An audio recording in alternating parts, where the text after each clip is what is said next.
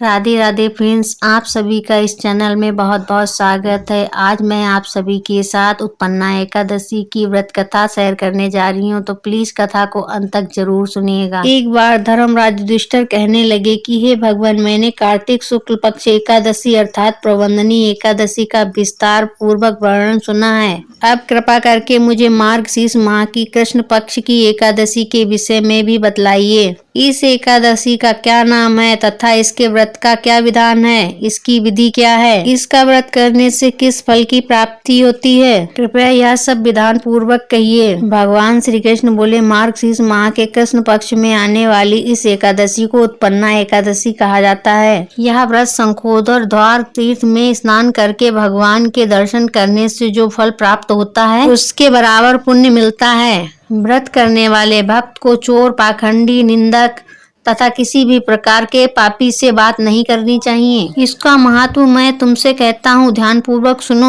युधिष्ठिर कहने लगे, हे भगवान, आपने हजारों यज्ञ और लाखों गोदान को भी एकादशी व्रत के बराबर नहीं बताया, सो यह सब तिथियों में से उत्तम कैसे हुई? भगवान कहने लगे, हे दुष्ट, सतयुग में मूल नाम का दैत्य उत्पन्न हुआ था। वह बड़ा बलवान और भयानक था। उसे प्रचंड दैत्य ने इंद्र, आदित्य, वासु, वायु, अग्नि आदि सभी देवताओं को पराजित करके भगा दिया था। तब इंद्र सहित सभी देवताओं ने भयभीत होकर भगवान शिव शंकर से सारा वृतांत कहा और बोले, हे कैलाशपति, मूर दैत्य से भयभीत होकर सभी देवता मृत्यु लोक पर फिर से जा रहे हैं। तब भगवान शिव ने कहा, हे देवताओं, तीनों लोकों के स्वामी, भक्तों के दुख का नाश करने वाले भगवान विष्णु की शरण में जाओ, वे ही तुम्हें दुखों से दूर कर सकते हैं। शिव जी के ऐसे वचन सुनकर सभी देवता क्षीर सागर में पहुंचे।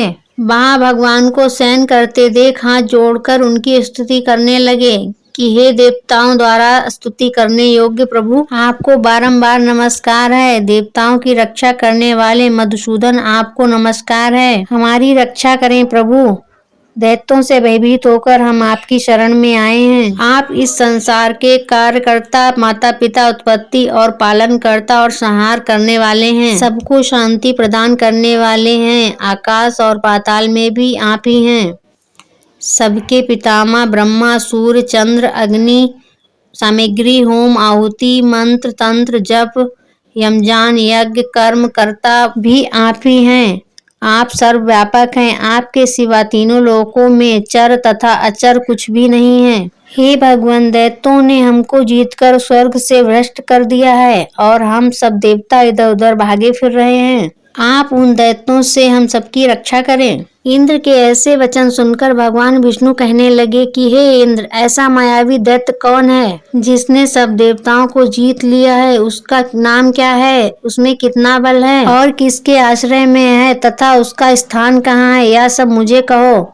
भगवान के ऐसे वचन सुनकर इंद्र बोले, भगवान, प्राचीन समय में एक नाड़ीजंग नाम का राक्षस था। उसके महापराक्रमी और लोक विख्यात मुर नाम का एक पुत्र पैदा हुआ। उसकी चंद्रावती नाम की नगरी है। उसने सभी देवताओं को स्वर्ग से निकालकर वहां अपना अधिकार जमा लिया है। उसने इंद्र, अग्नि, वरुण, यम, वायु, ईशा, चंद्रमा आदि सबके स्थल पर अधिकार कर लिया है। सूर्य बनकर स्वयं ही प्रकाश करता है, स्वयं ही मेघ बनकर बैठा है और सबसे अजय है। हे असुर निकंदन, उस दुष्ट को मारकर देवताओं को अजय बनाइए। यह वचन सुनकर भगवान ने कहा, हे देवताओं, मैं शीघ्र ही उसका संहार करूंगा। तुम चंद्रावती नगरी जाओ। इस प्रकार कहकर भगवान सहित सभी देवताओं ने चंद्रावती नगर की ओर प्रस्थान किया। उस समय जब दैत्य मुर सेना सहित युद्ध भूमि में गरज रहा था, उसकी भयानक गर्जना सुनकर सभी देवता भय के मारे चारों दिशाओं में भागने लगे। जब स्वयं भगवान रणभूमि में आए तो दैत्य उन पर भी अस्त्र शस्त्र लेकर दौड़ने लगे। भगवान ने उन्हें सर्प के समान अपने बाणों से बिंधा डाला।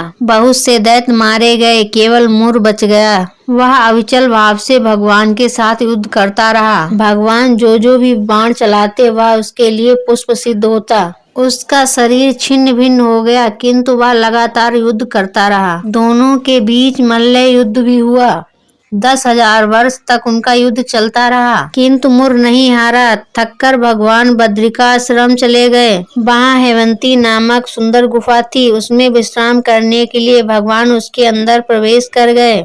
यह गुफा 12 योजन लंबी थी और उसका एक ही द्वार था। विष्णु भगवान वहां योग निद्रा की गोद में सो गए। उसी गुफा में मुर भी पीछे पीछे आ गया और भगवान को सोया देखकर मारने को हुआ। तभी भगवान के शरीर से उज्जवल कांति में रूपी वाली देवी प्रकट हुई। देवी ने राक्षस मुर को ललकारा, युद्ध किया और तत्काल ही मौत के घाट उतार दिया। श्री हरि जब योग निद्रा की गोद से उठे तो सब बातों को जानकर उस देवी से कहा कि आपका जन्म एकादशी के दिन हुआ है, अतः आप उत्पन्ना एकादशी के नाम से पूजित होंगी। आपके भक्त वही होंगे जो मेरे भक्त होंगे। इस प्रकार से उत्पन्ना एकादशी की कथा पूर्ण हुई। कथा का वीडियो अगर आपके लिए थोड़ा सा भी यूजफुल रहा हो तो प्लीज वीडियो को लाइक कर दीजिए और चैनल पे पहली बार आए तो चैनल को सब्सक्राइब कर लीजिए। फिर मिलते हैं किसी नए वीडियो में, तब तक के लिए आप सभी को जय श्री हरि, राधे राधे।